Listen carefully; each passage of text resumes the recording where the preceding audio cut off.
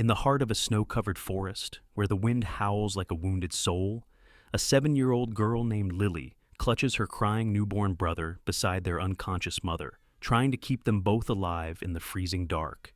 But out there, through the veil of falling snow, someone is coming.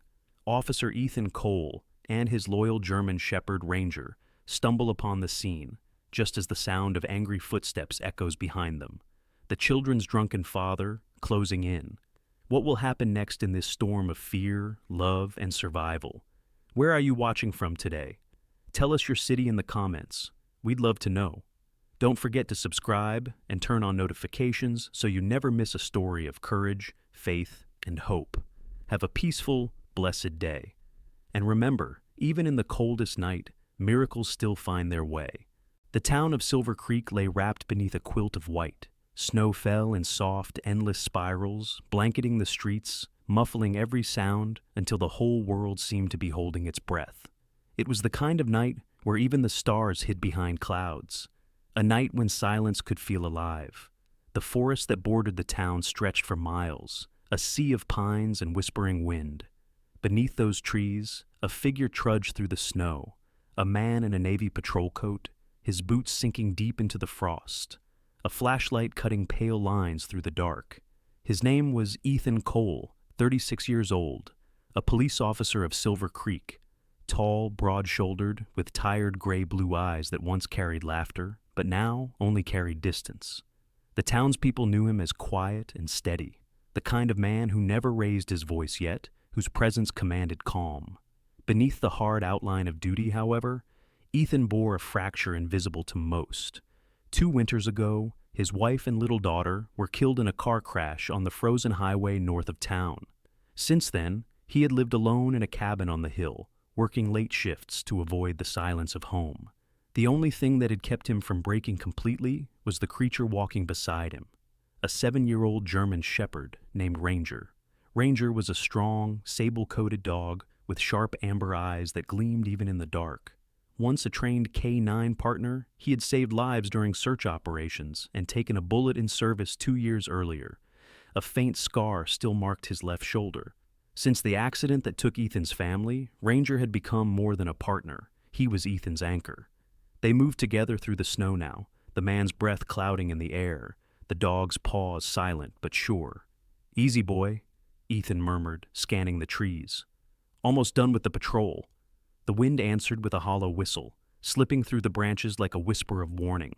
Then, through that hush, something broke, faint but sharp, a sound that didn't belong to the night. It was a cry, not the shriek of an animal, but the trembling, cracking wail of a child. Ethan stopped cold. Ranger's ears pricked forward, his body tensing.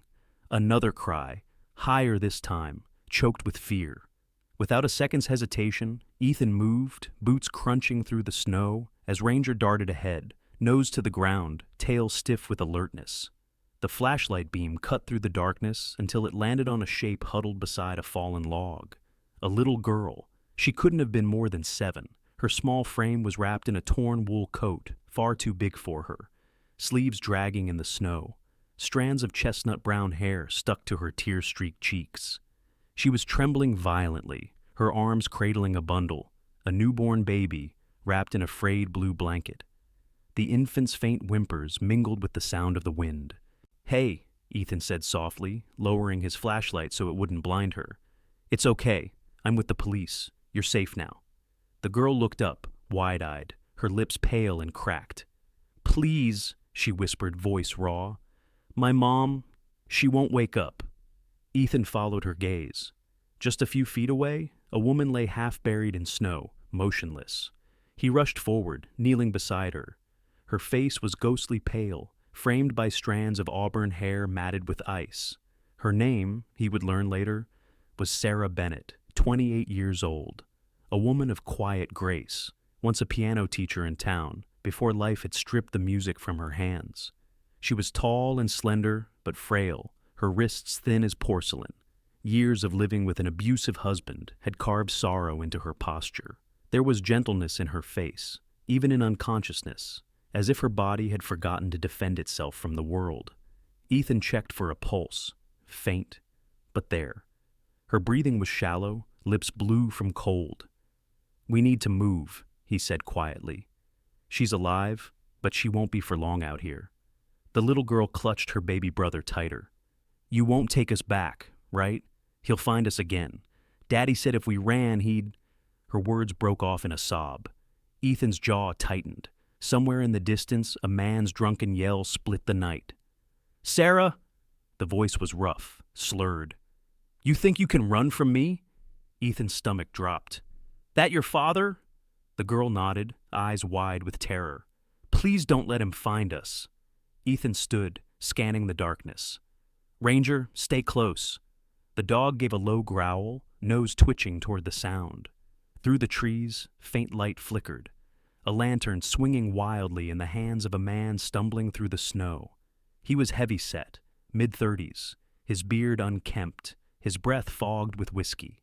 His name was Tom Baker, and even from a distance Ethan could smell the alcohol. He carried rage in his body the way others carried warmth.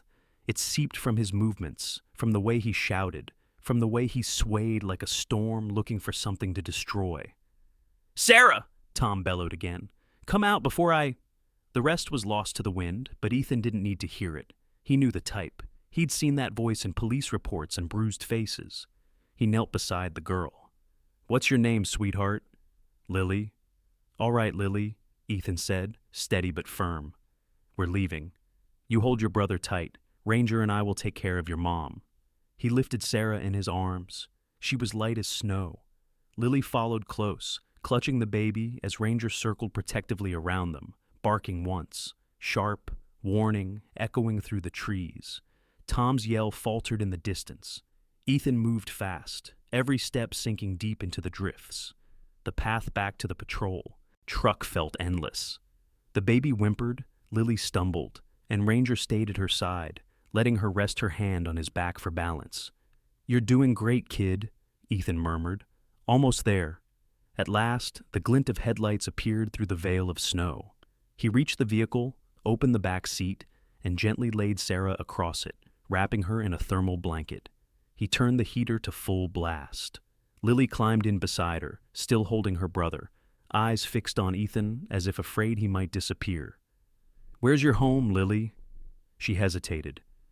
"We used to live near the mill, but it's not home anymore." Ethan didn't press further. He drove through the night, tires crunching over frozen gravel. Ranger sat in the passenger seat, ears flicking, gaze fixed on the dark road ahead. Behind them, the baby's cries softened into tiny hiccups. Sarah's chest rose and fell weakly, a small victory against the cold. By the time they reached the outskirts of town, the first gray light of dawn had begun to seep through the clouds.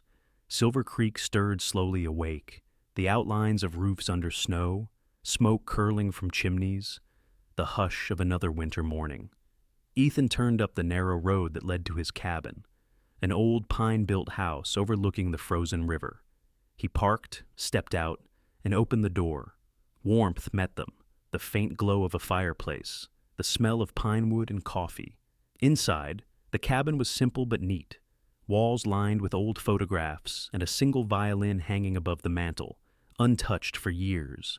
He carried Sarah to the couch, checked her pulse again, and began warming towels by the fire. Ranger lay down near Lily and the baby, tail thumping softly. Lily's gaze roamed the room, her small face half wary, half in awe. "Is this your home?" she asked quietly. Ethan nodded, removing his gloves. "For now, it's yours too." The little girl blinked at him, uncertain, then whispered, "Thank you." Outside, snow continued to fall, veiling the world in silence once more. Ethan looked out the window, his reflection faint in the glass. A man who had once lost everything, now holding the chance to save someone else from the same fate.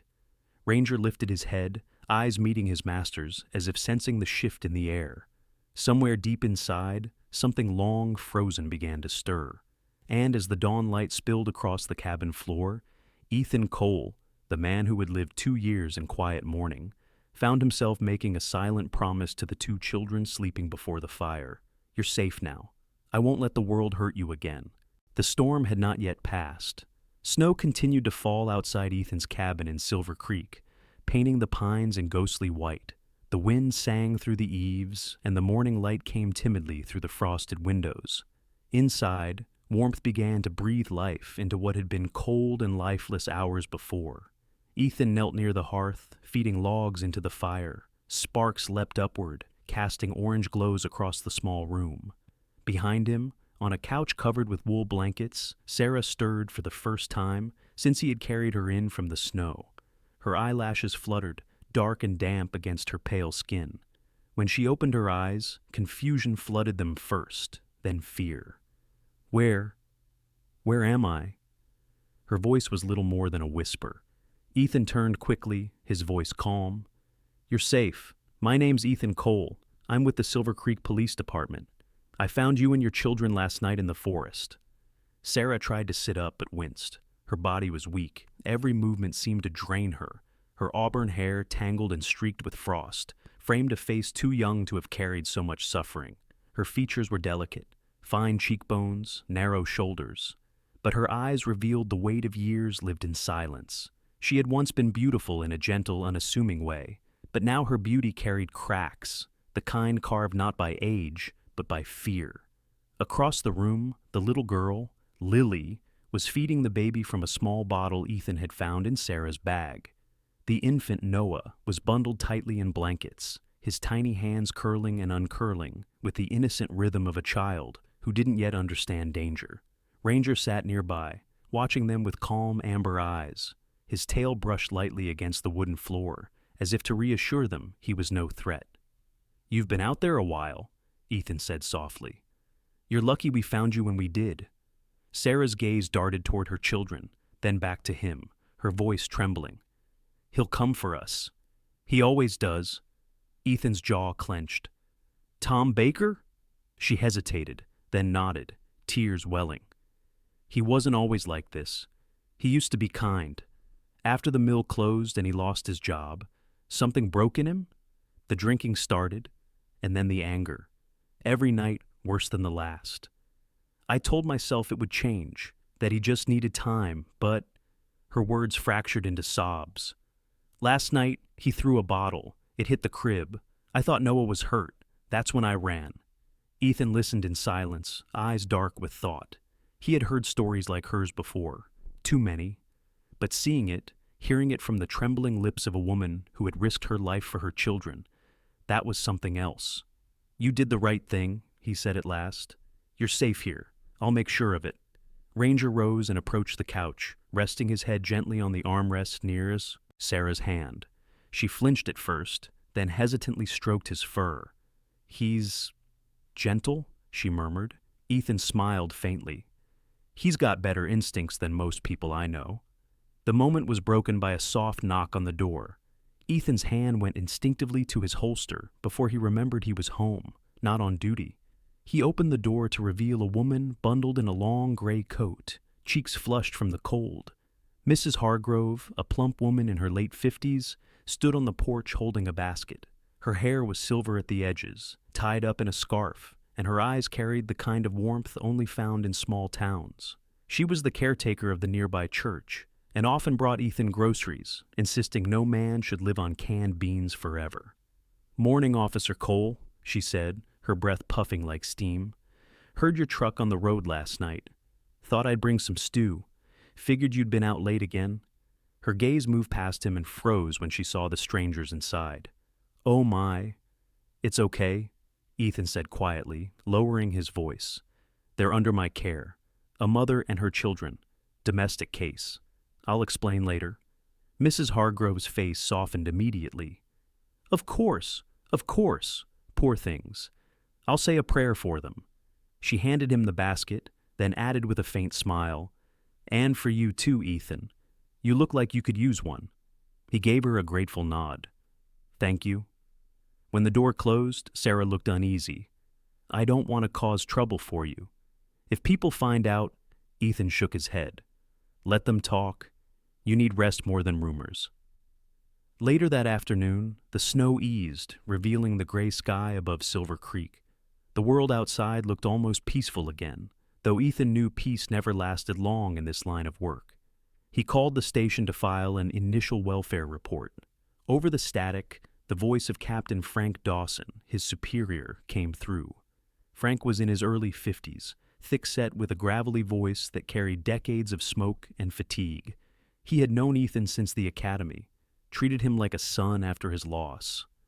"Cole," Frank said, "you did the right thing bringing them in, but we can't hold them off the record for long. If Baker files a missing persons report, it'll get messy." Ethan's eyes flicked toward the couch, where Lily was drawing in a notepad he'd given her. "I'll handle it," he said. "Careful," Frank warned. "You've got a good heart, kid, but hearts don't win in paperwork." After hanging up, Ethan stood by the window, watching the line of trees sway against the wind. He knew the captain was right. There were procedures, forms, custody hearings, all the slow machinery of the law. But something inside him refused to reduce Sarah and her children to case numbers. Behind him, Lily's soft voice broke the silence. "Mr. Ethan, can I ask something?" He turned. "Sure." She hesitated. "Why are you alone? Don't you have a family?" The question struck him harder than he expected. For a moment, words failed. "I did," he said finally, voice low. "But they're gone now." Lily frowned. "Did they go far away?" Ethan's throat tightened. "Yeah, farther than anyone can reach." Ranger nudged his leg, sensing the shift in mood. Ethan knelt to rub the dog's neck, forcing a small smile. "This guy's my family now. He keeps me out of trouble." Lily giggled softly, the first genuine laugh he'd heard from her. "He looks brave. Can he do tricks?" Ranger tilted his head, as if he'd heard the challenge. Ethan gave a quick command, and the shepherd sat, then offered a paw. Lily clapped her hands. Even Sarah smiled faintly, her face relaxing for the first time. As evening came, Ethan ladled Mrs. Hargrove's stew into bowls. Sarah ate slowly, hands trembling. "It's been a long time since we've had a meal like this," she said softly. "Tom, he used to eat first. We'd wait until he fell asleep to take what was left." Ethan said nothing. Some pains didn't need words.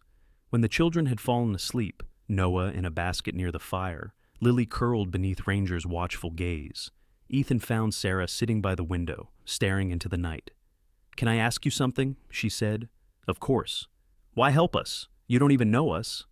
Ethan leaned against the wall, arms folded. "Because someone once helped me when I didn't deserve it. I figure it's my turn now." She looked at him, searching his face, then whispered, "You remind me of my father. He used to say things like that before everything changed." Her eyes glistened. "He died when I was 16. The world stopped being kind after that." Ethan didn't reply. The clock on the wall ticked softly, steady as a heartbeat. Outside, the snow had finally ceased. A single star blinked faintly through the clouds, the first light of calm after a storm. Ranger yawned, curling up near the fire. Lily stirred in her sleep, whispering something incoherent, and Sarah rose to tuck the blanket around her daughter. Ethan watched the scene quietly, the mother's fragile tenderness, the flickering firelight, the steady rhythm of the wind against the windows. For the first time in years, his home didn't feel empty.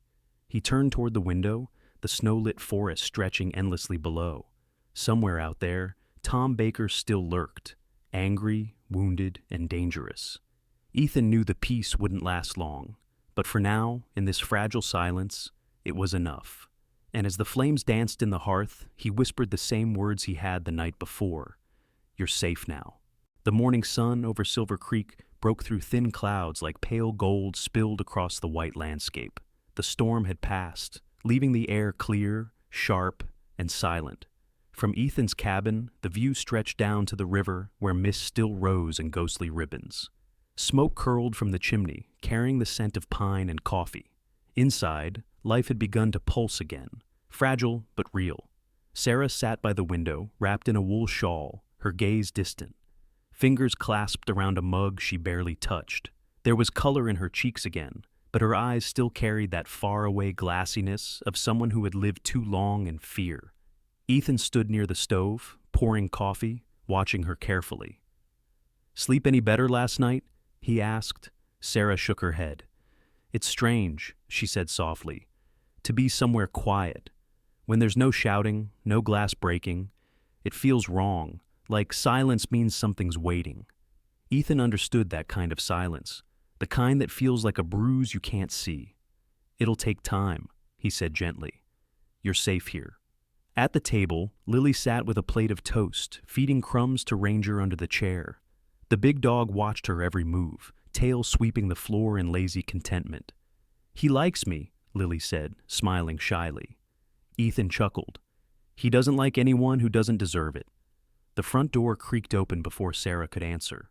A man stepped inside, brushing snow from his jacket, tall in his mid-40s, with dark hair streaked with silver and sharp brown eyes that missed nothing. It was Deputy Mark Reynolds, Ethan's longtime partner on the force. Mark was known around town for his dry humor and unshakable calm, a man who'd seen enough ugliness to make him blunt, but not enough to make him cruel. "Thought I'd check on you," Mark said, unwrapping his scarf. "Heard from the captain you brought in a family last night." His gaze drifted to Sarah and the children. "Didn't expect you to turn your place into a shelter, Cole." Ethan frowned lightly. "They needed help. You know what Baker's like." Mark sighed, setting his hat on the table. "I know, and that's the problem. He was at the bar again last night, telling anyone who'd listen that you stole his family. He's talking about filing charges." Sarah flinched at the word charges. Her fingers tightened around the mug. Ethan's jaw hardened. "He won't get far, not with his record." Mark's tone softened. "Just be careful, all right? The department's been getting heat lately about officers overstepping boundaries. If he goes public, you'll need more than your word." Ethan nodded grimly. He knew Mark was right. The law could protect, but it could also bind. After Mark left, the cabin grew quiet again. Outside, Ranger paced near the window, his body stiff. His ears flicked toward the woods. Ethan noticed. "What is it, boy?" The dog gave a low growl, not of fear, but warning. Ethan crossed to the window.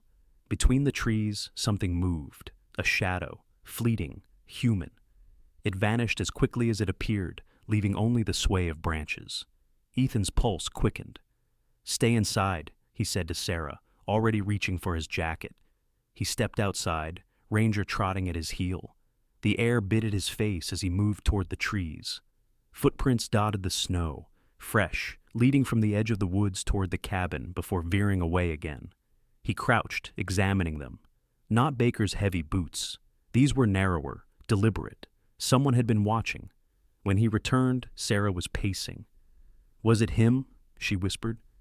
"I don't think so," Ethan said, though he wasn't certain. "But someone was here, watching us." Her face went pale. "He'll never stop." Ethan put a reassuring hand on her shoulder. "He's not the only one capable of finding people." That evening, Ethan sat at his desk by the fire, typing a report on his old laptop. The room was dim, except for the golden flicker of flames. Lily had fallen asleep near Ranger, one small hand tangled in the dog's fur. Sarah sat nearby, reading to Noah from an old children's book she'd found on the shelf. Her voice was soft, cracked, yet soothing, a sound Ethan hadn't realized he missed. It reminded him faintly of his wife reading to their daughter years ago. The ache that lived in his chest stirred again, but this time it wasn't sharp. It was gentle. After Sarah finished reading, she looked at Ethan. "You said you'd been through something once," she said quietly. "When I asked why you helped us." He hesitated. "My wife and daughter died in a car crash 2 years ago. Black ice. It wasn't anyone's fault, just bad timing. I was supposed to be there, but I stayed late at work." He gave a short, humorless laugh. "Since then, I've been trying to make sense of why I'm still here." Sarah's eyes softened. "Maybe this is why," she said.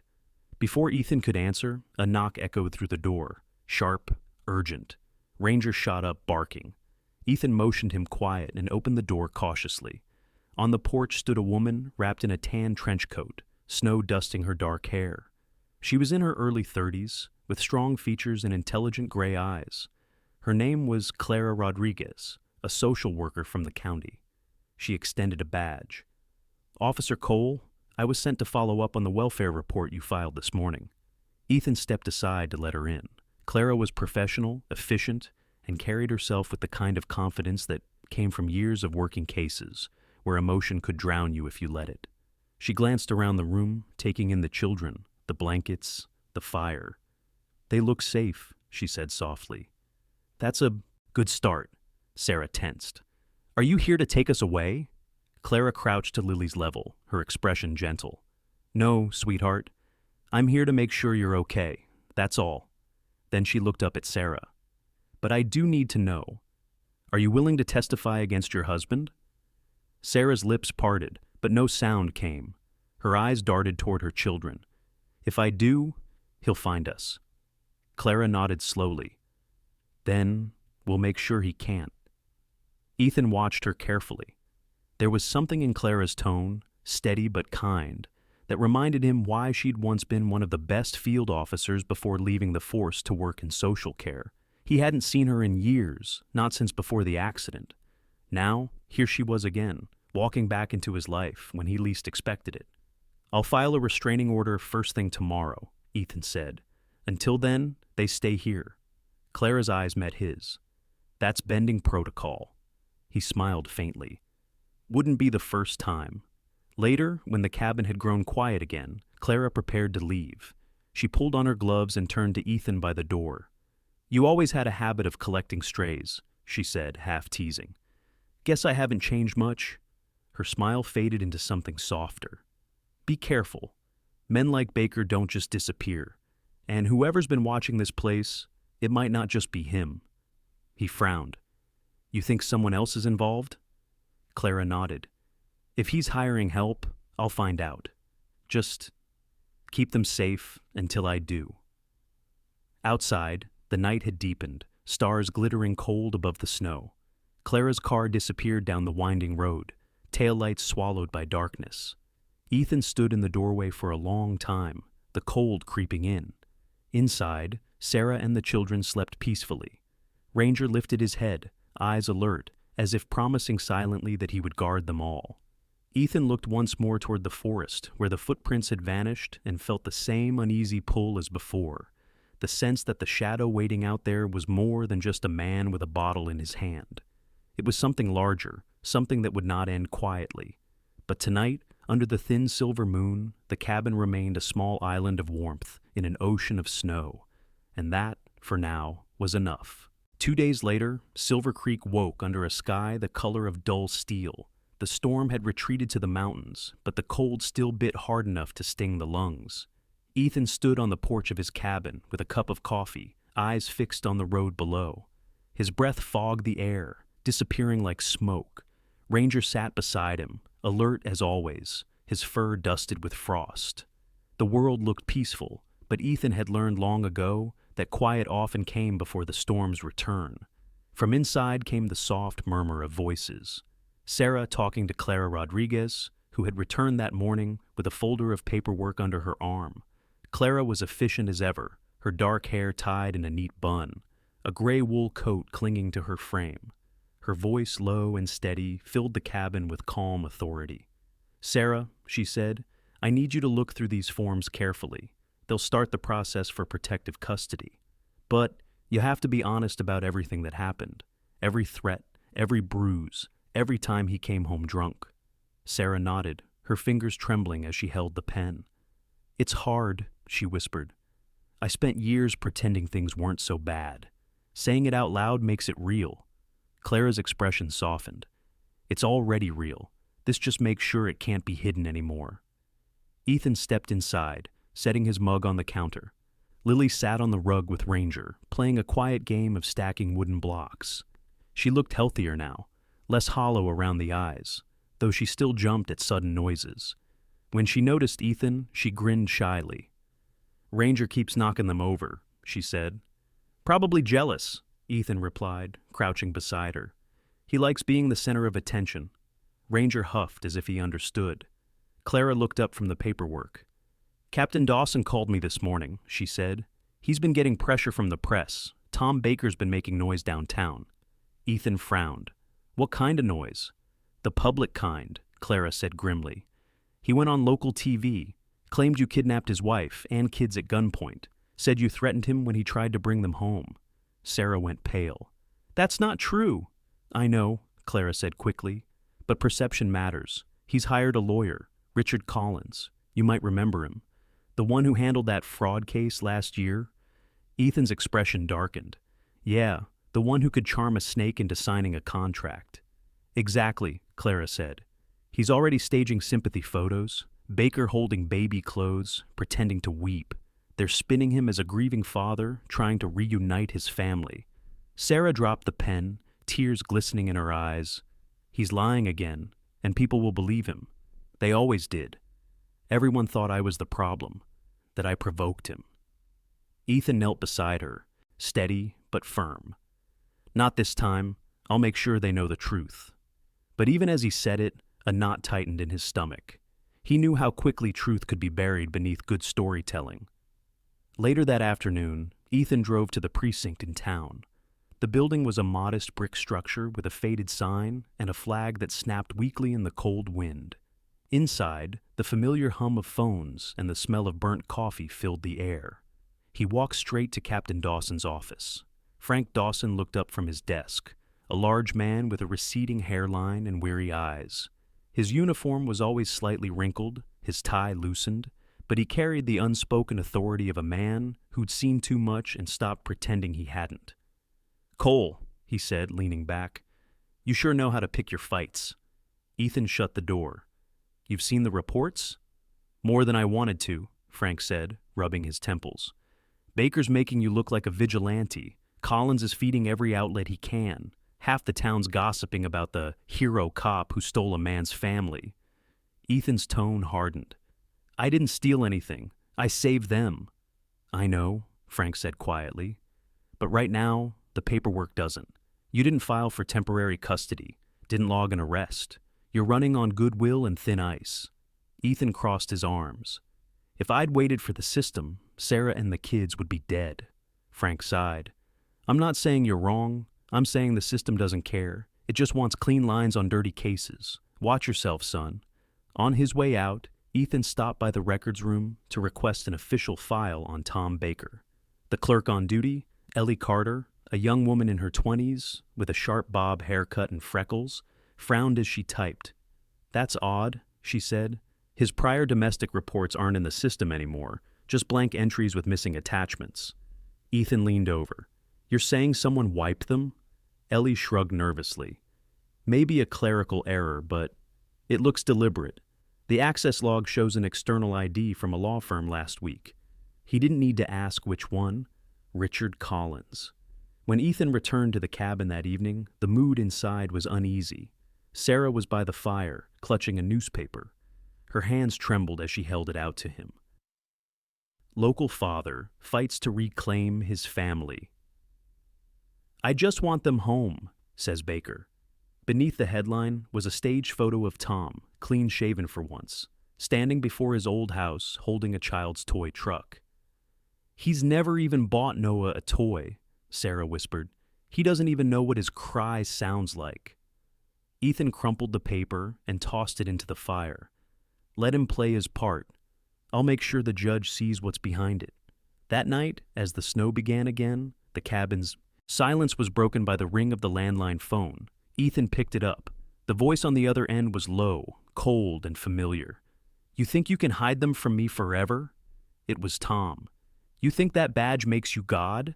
They're mine, Cole, mine. And when I get them back, you'll wish you never opened that door." Ethan's grip tightened on the receiver. "You come near them, and I'll personally make sure you don't walk away." A dry laugh crackled through the line. "You can't watch forever. Everyone has to sleep sometime." The line went dead. Ethan stood there for a long time, the dial tone buzzing in his ear. Ranger padded up beside him, pressing his head against Ethan's leg. "Yeah, boy," Ethan murmured. "I know." He double-checked the locks, moved his rifle closer to the door, and checked the generator fuel outside. The air was bitter, sharp against his lungs. Somewhere beyond the tree line, an owl called, and the sound echoed like a warning. Inside, Lily stirred from her sleep, murmuring softly. Sarah knelt to soothe her, brushing stray hair from her daughter's forehead. Ethan watched them for a moment, something fierce and protective rising in him.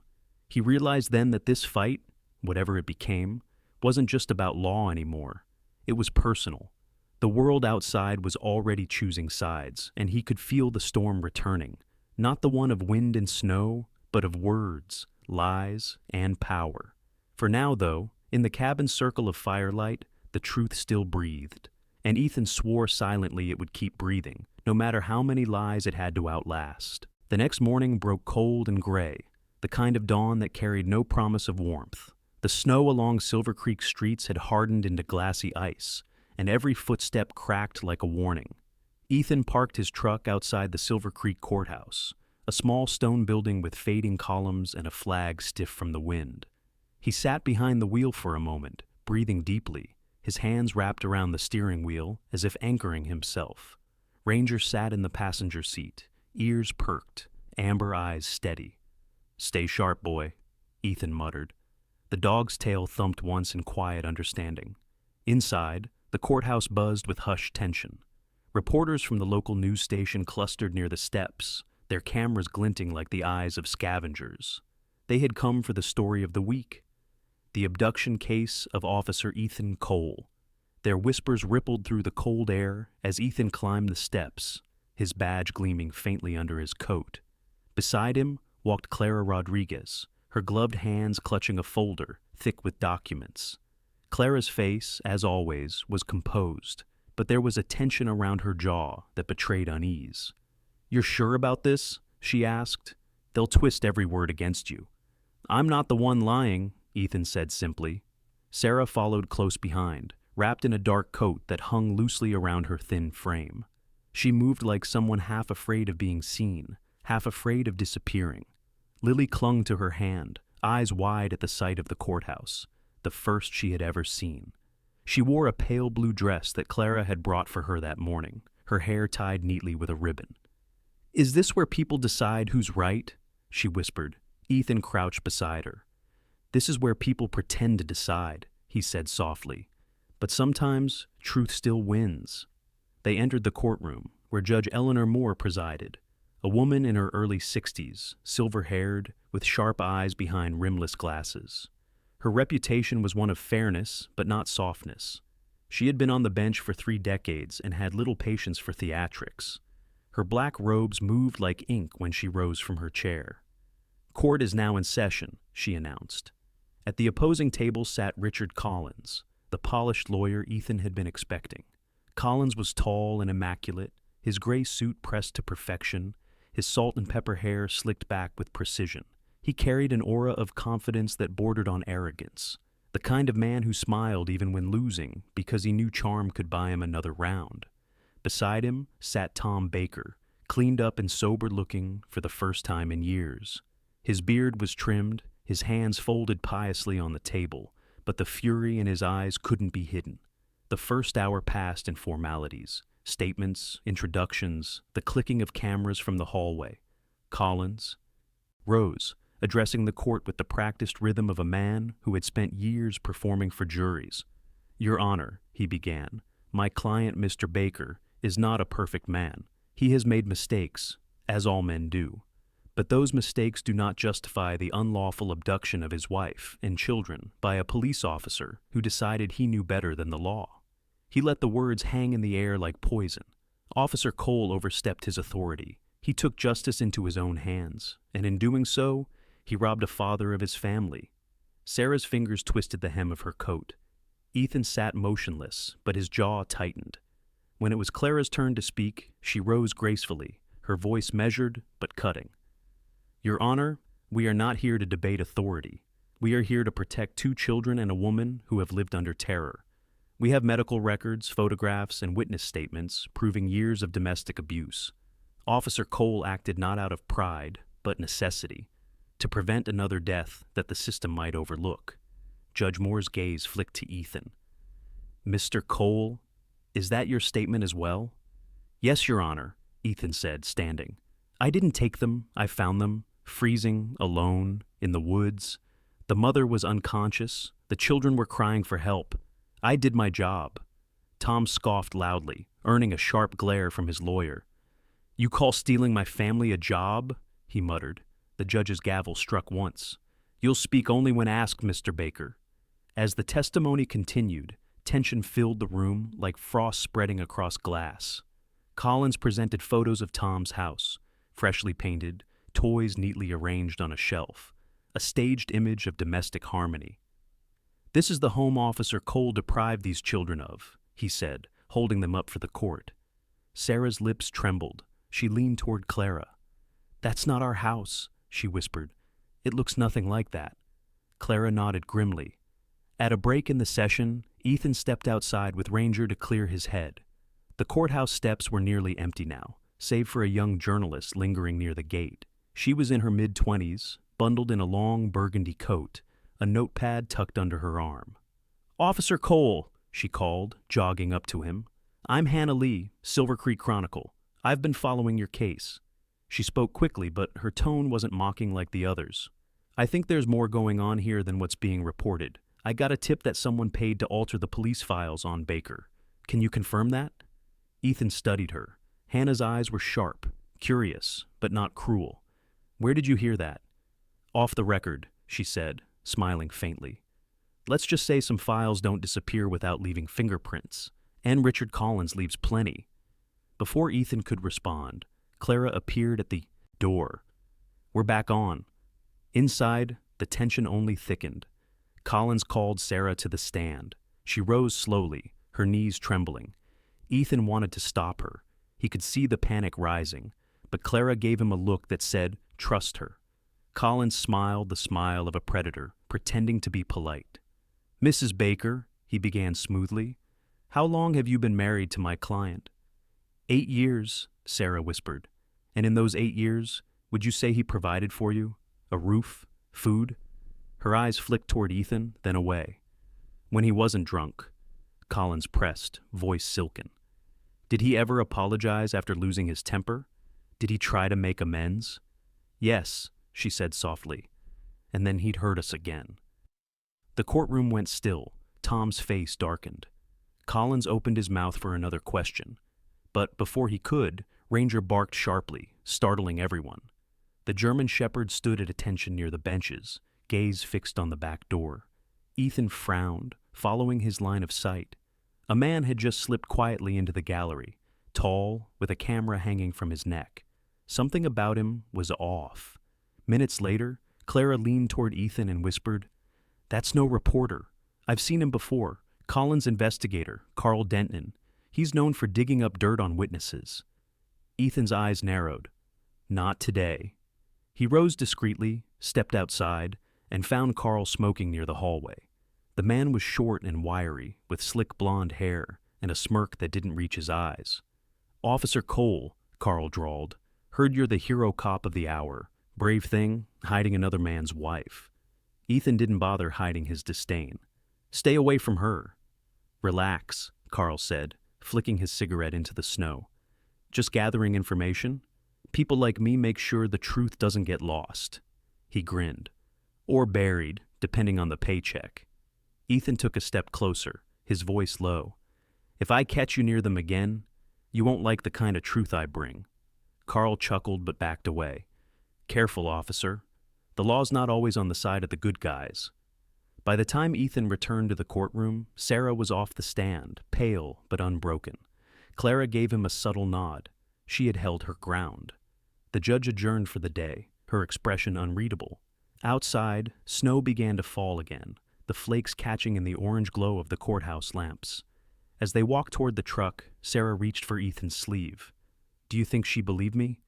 "Yes," he said quietly, though in truth, he didn't know. "She has to." Lily, clutching Ranger's leash, looked up at the darkening sky. "It's snowing again," she said. "That means something good, right?" Ethan smiled faintly, watching the snow drift onto her hair. "Yeah, kid," it said. "Maybe it does." Night came early to Silver Creek that evening, swallowing the town in an icy hush. The courthouse lights had gone dark hours ago, but the storm inside Ethan hadn't stilled. He drove home through a world blurred by snowfall, the wipers beating a slow rhythm against the glass. Ranger sat upright in the passenger seat, his gaze fixed ahead, alert and patient as always. Behind them, Sarah and Lily sat quietly, their faces faintly illuminated by the dash's glow. The baby slept in Sarah's arms, his tiny breaths misting against her coat. No one spoke. Silence clung to them like frost. When they reached the cabin, the night was so still it felt watchful. The forest loomed around them, silent and snow-laden. Ethan parked by the porch, scanning the tree line before stepping out. His instincts were gnawing at him again, that same uneasy sense of being watched. "Inside," he said softly. "Go." Sarah hesitated. "You think he's out there?" "I think he's desperate," Ethan replied. "Desperate men do stupid things." Once everyone was inside, he locked the doors, drew the curtains, and fed wood into the fire. The flames caught quickly, crackling through the silence. The warm light softened the room, but it couldn't chase the unease from Ethan's chest. He glanced at the clock, 9:17 p.m., and forced himself to sit, though every muscle told him to stay standing. Ranger lay near the door, his head on his paws but his eyes half open, tracking every sound. Sarah sat near the fire with the baby. Lily curled beside her, clutching a small stuffed bear Ethan had bought that morning from a thrift shop on the way back from court. Her eyes fluttered sleepily, but she refused to close them until Ranger did. "He's guarding us," she whispered. Ethan smiled faintly. "That's his job. Then what's yours?" He looked toward the window, where the snow pressed against the glass like white smoke. "Same thing, kid," he said. "Same thing." They ate in quiet, soup, bread, and the leftover stew from Mrs. Hargrove. Sarah thanked him softly, but he waved it off. "You don't owe me thanks," he said. "Just rest." Yet he could see how tightly she held her spoon, how she still startled when the wind rattled the shutters. Her body might have escaped Tom Baker, but her mind hadn't. Later that night, after everyone had gone to bed, Ethan sat alone by the fire with a glass of whiskey untouched on the table. He wasn't a drinker, not anymore, but the smell of it was enough to remind him why he couldn't afford to be. He stared into the flames until they blurred. Somewhere deep in the woods, an owl called, long, low, and lonely. Ranger's head lifted, his body tensing. A growl rose in his throat. Ethan froze. "What is it, boy?" Ranger stood, tail stiff, gaze locked on the back door. Ethan rose silently, reaching for the rifle he kept beside the woodpile. He moved to a window and peered through the narrow gap in the curtain. At first he saw only darkness and snow. Then, a flash of movement. A figure darted between the trees, shadow against shadow. Another followed. 2 men. One carried something long, maybe a bat, maybe worse. Ethan's pulse quickened. He moved fast, crossing the room. "Sarah," he whispered urgently, shaking her shoulder. She woke instantly, panic flickering across her face. "Get the kids. Go upstairs. Stay quiet." "What's happening?" "Company?" She didn't ask more. She gathered Lily and Noah and hurried up the narrow staircase to the loft. Ranger followed Ethan to the door, low growl rumbling like thunder waiting for release. Ethan cracked the door open just enough to peer out. The snow muffled everything except the faint crunch of boots. He flicked the porch light on. Nothing. Then a voice slurred from the dark. "Cole, you home, hero?" Tom Baker. Ethan's stomach tightened. He stepped onto the porch, rifle lowered but ready. "You're trespassing, Baker. Turn around." Tom stumbled into view, half drunk, his coat flapping open. Behind him came a second man, Carl Denton, Collins' investigator. A smirk plastered across his thin face. Carl held a crowbar loosely in one hand, his breath forming gray clouds. "Evening, officer," Carl said, voice oily. "We just came to talk. No harm, no foul." Ethan's voice dropped, calm but edged. "You picked the wrong night?" Tom sneered, his words slurring. "You think you can keep my family forever? She's mine. You hear me? Mine." He staggered forward. Ranger barked, sharp and furious, teeth flashing. Tom flinched but didn't stop. "Don't do this," Ethan warned. "Walk away now." But Tom didn't walk. He lunged. The next moments blurred. A shout, a scuffle, the echo of wood splintering. Carl swung first, the crowbar glancing off the porch railing. Ethan ducked, shoved him back, and Ranger lunged, clamping his jaws onto Carl's arm. The man howled, swinging wildly. Tom charged, his fist connecting with Ethan's jaw. They crashed into the snow, rolling, breath steaming in the cold air. "Stop!" Sarah's voice cried from above. She stood at the window, pale and trembling, clutching Noah to her chest. Lily was behind her, frozen in terror. That moment of distraction cost Tom. Ethan surged upward, striking hard enough to send him sprawling. Carl wrenched free from Ranger's grip and stumbled into the darkness, clutching his bleeding arm. "You're finished, Cole," he shouted, retreating. "You just gave us what we needed." The sound of an engine roared to life somewhere beyond the trees, Carl's car speeding away. Ethan stood over Tom, chest heaving, snow melting on his face. Tom groaned, spitting blood into the snow. "This isn't over," he rasped. "They'll believe me. You just wait." Ethan leveled his gaze. "Not if they see what you really are." By the time the police arrived, summoned by a silent alarm Ethan had tripped when Tom entered the property, the night was a blur of flashing lights and muffled commands. Deputy Mark Reynolds was among them, his face grim. "What the hell happened here?" "Self-defense," Ethan said simply, voice steady. "He broke in." Mark's eyes swept the scene, the blood in the snow, the broken railing, the trembling woman in the window above. He sighed. "Yeah," he muttered. "Looks like it." Tom was handcuffed and loaded into the back of the cruiser, still shouting hoarsely. Clara arrived minutes later, summoned by Mark. Her hair was tousled, her coat half-buttoned, exhaustion etched into her face. "You okay?" she asked Ethan quietly. He nodded. "Sarah and the kids?" "They're shaken but safe. Ranger saved their lives tonight." The dog, still panting, stood beside them, fur bristled and muzzle streaked with snow.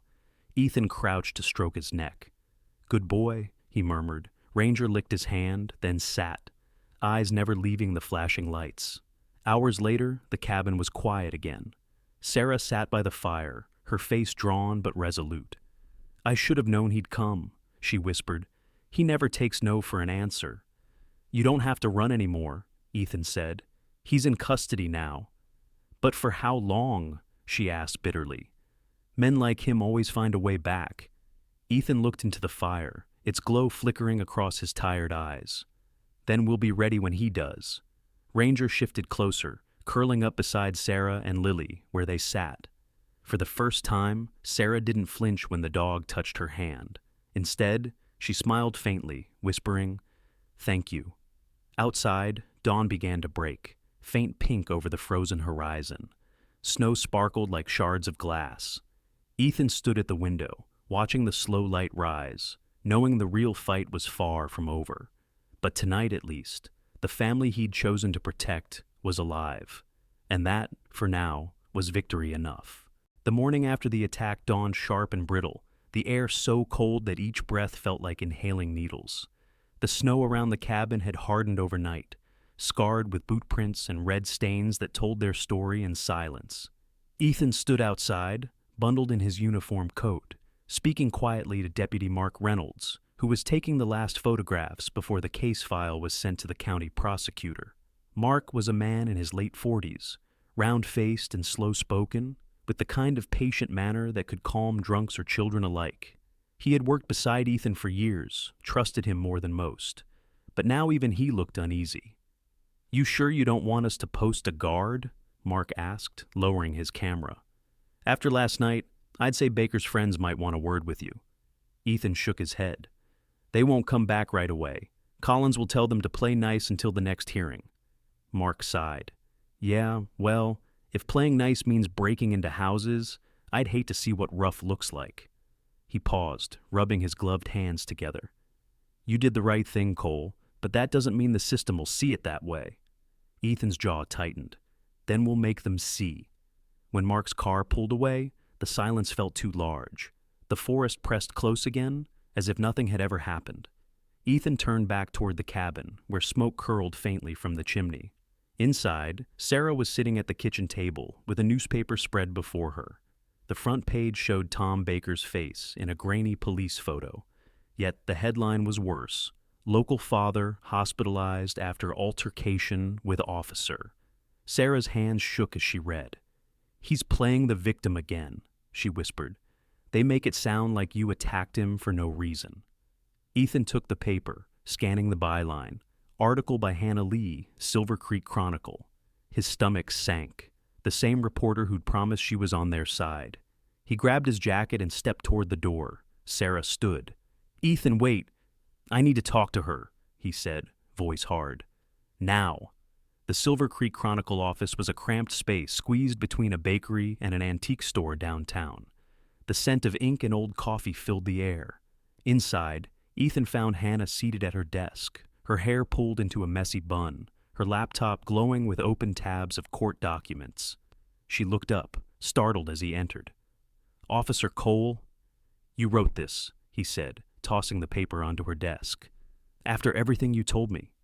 Hannah's expression darkened. "That wasn't my headline. My editor rewrote it after the story went live." "Then why didn't you pull it?" "I can't just pull stories, Ethan. You think I control the narrative? The paper needs clicks. My editor wants emotion, not truth. He said people love a redemption story." Ethan's glare softened slightly. "You told me you wanted the truth." "I still do," Hannah said, lowering her voice. "And that's why you need to see this." She slid a folder across the desk. Inside were photos. Stills from a security camera showing two men outside Ethan's cabin hours before the attack. One was clearly Carl Denton, but the other, heavier, in a thick parka, was someone Ethan didn't recognize. "Who's that?" Hannah exhaled. "That's Luke Barrett. He's Colin's fixer. Used to be a private investigator in Denver until he got caught falsifying evidence for a corporate client.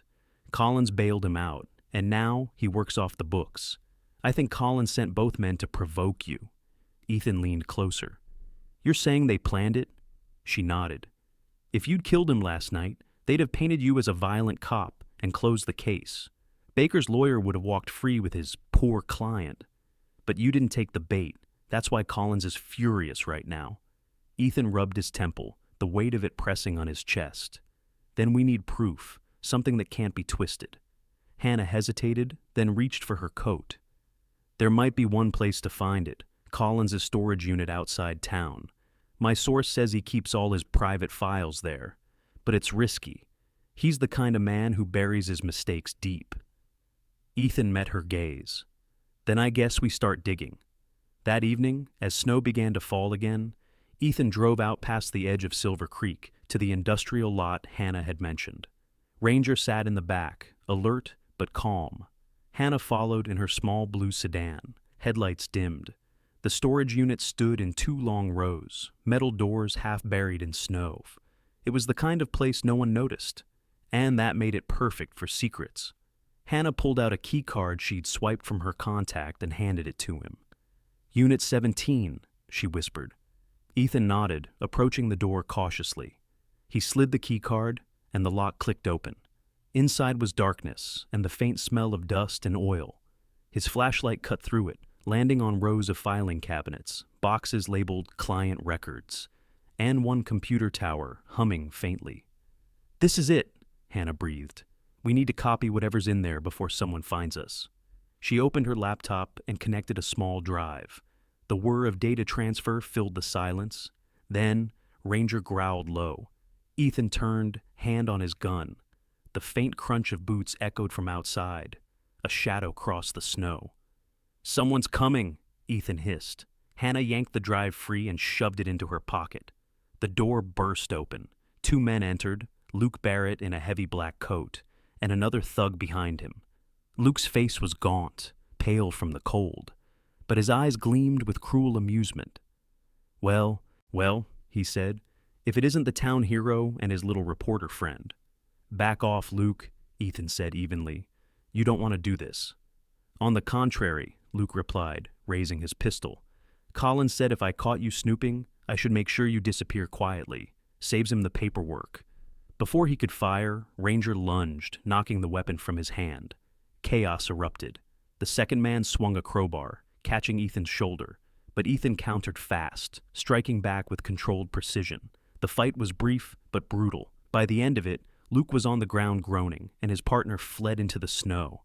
Hannah trembled but didn't look away. "You saved my life," she whispered. Ethan holstered his weapon. "Let's just make sure it was worth it." They grabbed what they could. The hard drive, a handful of files marked Collins versus State, and left before sirens could arrive. Back at the cabin, Clara Rodriguez was waiting, her expression tense. She had driven up from town as soon as she heard the commotion over the radio. "You shouldn't have gone alone," she scolded, as Ethan laid the files on the table. Hannah, pale but defiant, spoke up. "We found proof. Financial transfers, fake witness testimonies. Collins has been paying off multiple court clerks and deleting abuse records." Clara's eyes widened. "This changes everything." Ethan nodded. "Then tomorrow, we take it to Judge Moore." Sarah appeared from the stairs, holding a blanket around her shoulders. "Will it be enough?" she asked softly. Ethan looked at the files, then at her. "It has to be." Outside, the snow was still falling, but the wind had softened. Ranger lay by the fire, finally at rest. For the first time in days, Ethan allowed himself to breathe. They weren't safe yet, not even close. But the tide had started to turn. Somewhere deep inside, hope stirred like a faint ember refusing to die. The day of the final hearing came cloaked in a strange stillness, as though Silver Creek itself were holding its breath. Snow had stopped falling, but the sky hung low and heavy, gray as unspoken doubt. Ethan stood outside the courthouse steps, coat buttoned tight against the cold. The flag above barely stirred.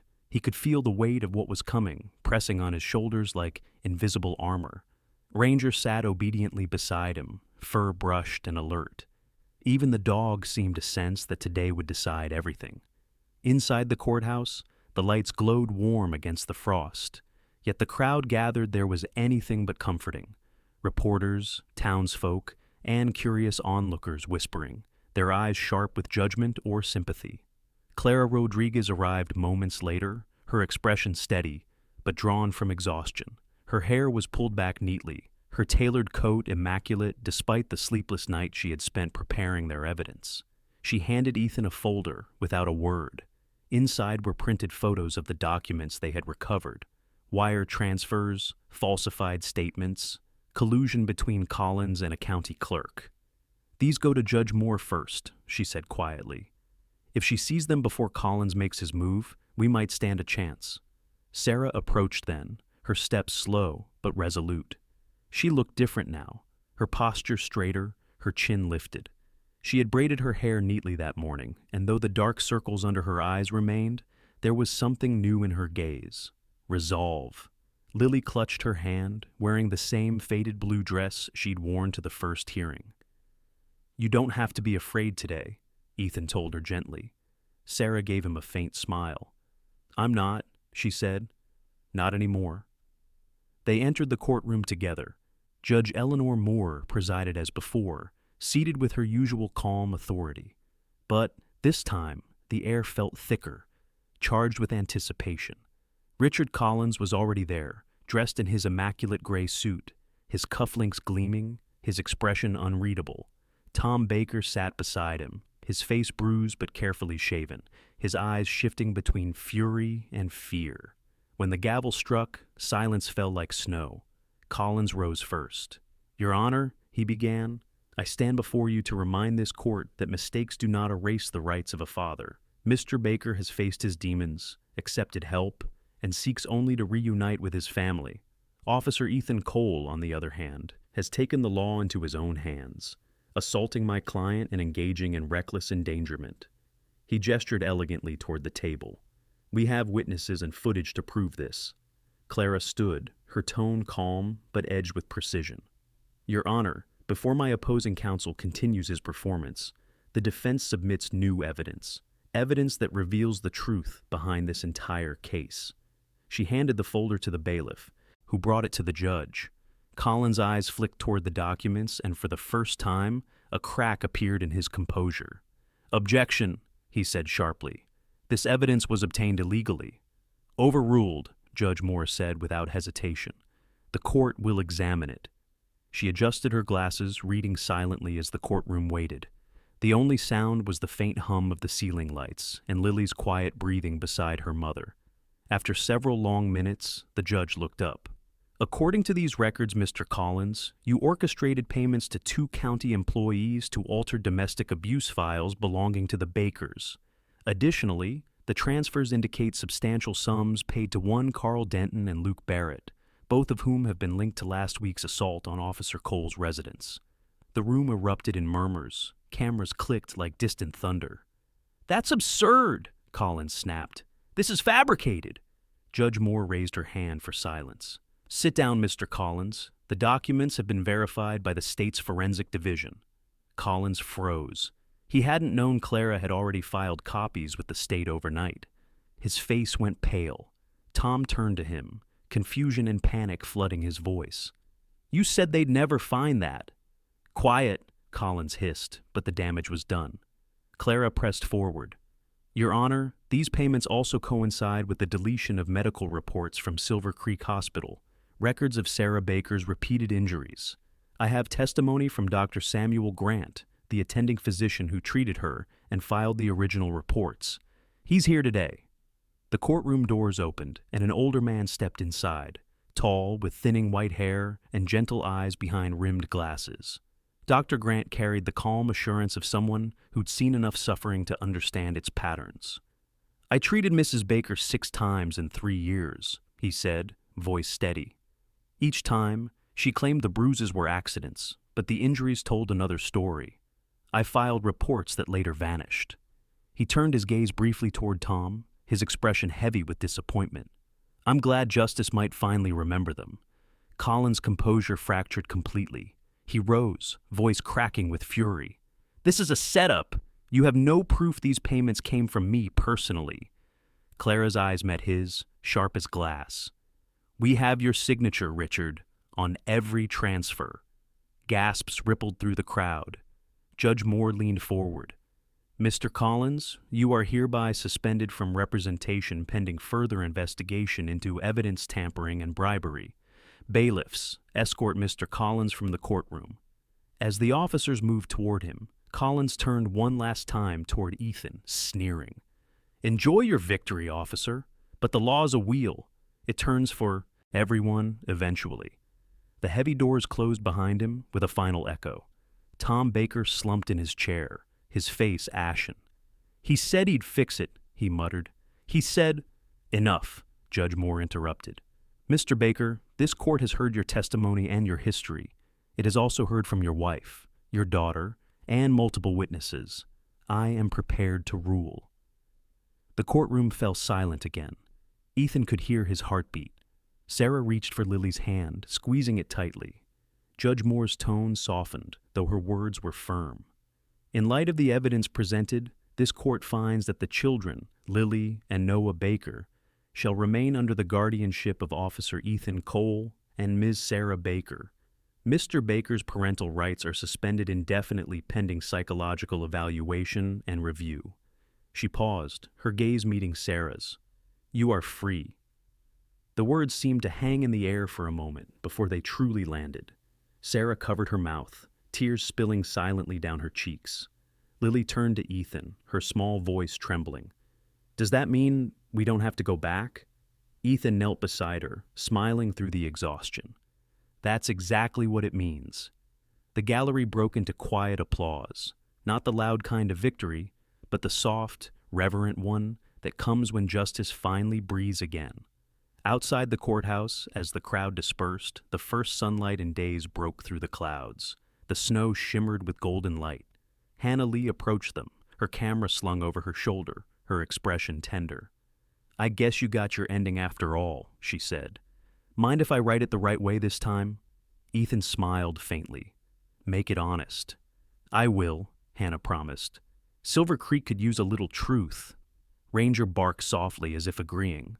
Sarah laughed, the first true laugh Ethan had ever heard from her. And for a moment, the sound felt like warmth itself. He looked around at the family beside him, at Clara's tired but proud smile, at Hannah's pen poised to capture it all, and thought that maybe, for once, good people had won. The snow began to fall again, gentle and pure, not as a curse but as a blessing, covering the old wounds of the town, leaving only light behind.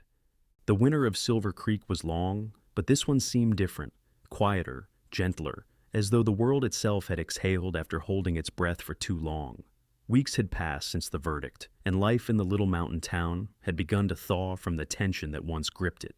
The courthouse steps, where reporters had once crowded, now stood empty beneath the pale sunlight.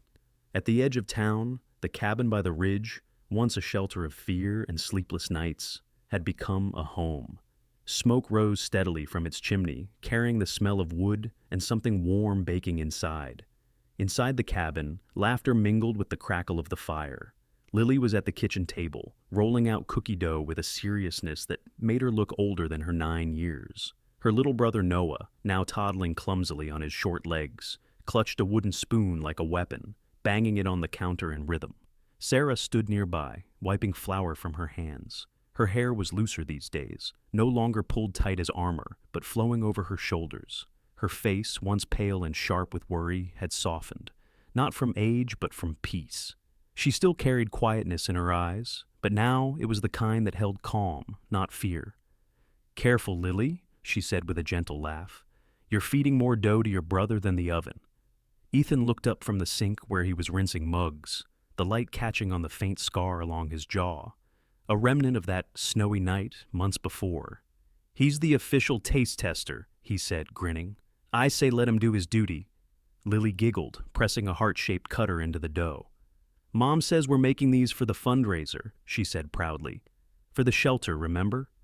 "Yes," Sarah said, her voice warm. "The one for families who need a place to start over." It had been her idea to turn the pain of the past into something that might heal others.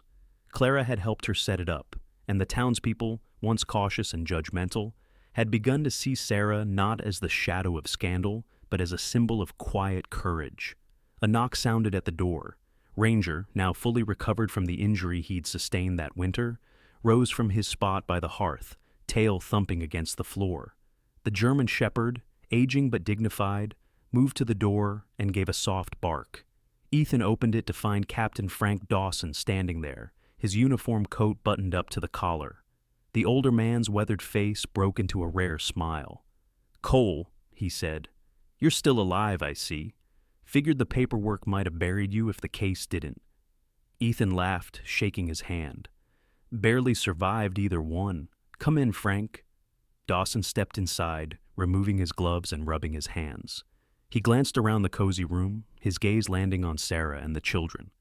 "You've done well here," he said quietly. "Wasn't sure you'd stay after everything." Ethan poured him coffee. "Thought about leaving," he admitted, "but sometimes the place that broke you is the only one worth rebuilding." Frank nodded slowly. "You know, the department's been cleaning house since Colin's mess came out. Found a few more skeletons in the closet."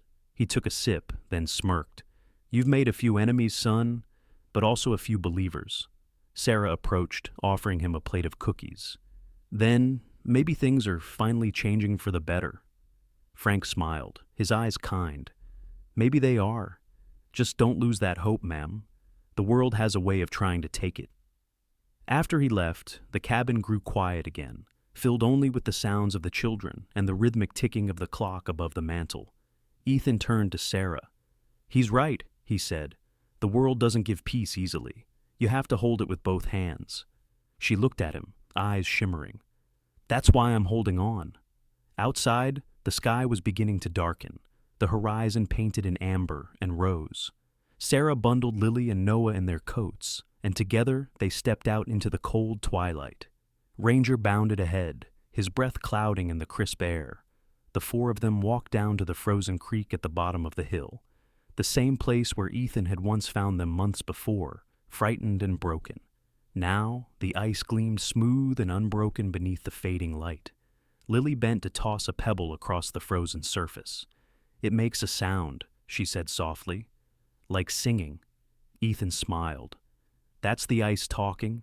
It remembers the cold, but doesn't let it win." Sarah slipped her gloved hand into his. "Like us," she whispered. They stood there for a long time, the wind curling around them gently. From the cabin window, warm light spilled across the snow, flickering like a promise. Later that night, after the children were asleep, Ethan sat on the porch with a blanket draped around his shoulders. The stars were out, bright, clear, infinite. Ranger lay at his feet, ears twitching with each distant sound. He was older now, his muzzle silvering, but his spirit was unbroken. Ethan reached down to scratch behind his ear. "You did good, partner," he murmured. "You got us all here." Ranger let out a quiet huff, as if in agreement. The sound of soft footsteps came from behind. Sarah stepped onto the porch, a cup of cocoa in her hands. She sat beside him, their shoulders brushing. "You think we'll ever stop looking over our shoulders?" she asked quietly. Ethan took a sip, the warmth filling him. "Maybe not, but every day will look a little less." For a while, they said nothing. The snow glittered faintly under the moonlight, and from inside came the faint laughter of Lily talking in her sleep. Sarah leaned her head on Ethan's shoulder. "You know," she said softly, "Lily asked me today if you were going to stay forever." Ethan smiled. "What did you tell her?" "I told her forever's a long time," she said. "But if we're lucky, maybe that's exactly what we'll have." He turned to her, eyes gentle but fierce. "Then I guess I'd better be lucky." Inside, the fire crackled, casting long golden shadows that danced across the walls. For the first time, those walls no longer felt like protection. They felt like belonging. As the night deepened, the wind picked up slightly, carrying the soft scent of pine and snow. Ethan watched it swirl through the trees, then whispered, almost to himself, "Sometimes justice isn't about winning. It's about surviving long enough to build something worth living for." Sarah smiled, eyes glinting with tears. "And we did." He took her hand, their fingers intertwining against the cold. In the stillness, the world seemed to hold them. A man, a woman, 2 children, and a dog, all bound by the quiet miracle of survival. When dawn came again, it arrived not with storm clouds, but with a clear golden sky. The light spilled across the snow and into the cabin, painting everything in warmth. Sarah stood by the window, holding Noah while Lily played at her feet. Ethan came up behind her, wrapping his arms around them both. Outside, Ranger barked at a flock of birds taking flight, his tail wagging like he was welcoming the new day. For once there was no fear of what came next, only the steady heartbeat of life moving forward. The world outside still carried its scars, but here, in this small corner of it, healing had begun. And in that light, as the family stepped outside together, the snow no longer seemed cold. It glowed, bright, endless, forgiving. At the end of this story, one truth shines brighter than the snow itself. Miracles still happen, often through the hands of those who choose compassion over indifference. When Ethan found that child in the cold, it wasn't just fate, it was grace. It was God working quietly through an ordinary man and a loyal dog to protect the innocent. In our daily lives, we may not walk through blizzards or rescue strangers, but each of us faces moments where we can choose to bring light into someone's darkness. A kind word, a helping hand, a prayer for someone in pain. These are the small miracles that still move the world. If this story touched your heart, share it with someone who believes in the power of love and faith. Comment below and tell us what this story meant to you. And if you believe that God still watches over the broken, type Amen in the comments. Don't forget to subscribe for more stories of hope and redemption. May God bless you and your family, and may His grace find you wherever you are tonight.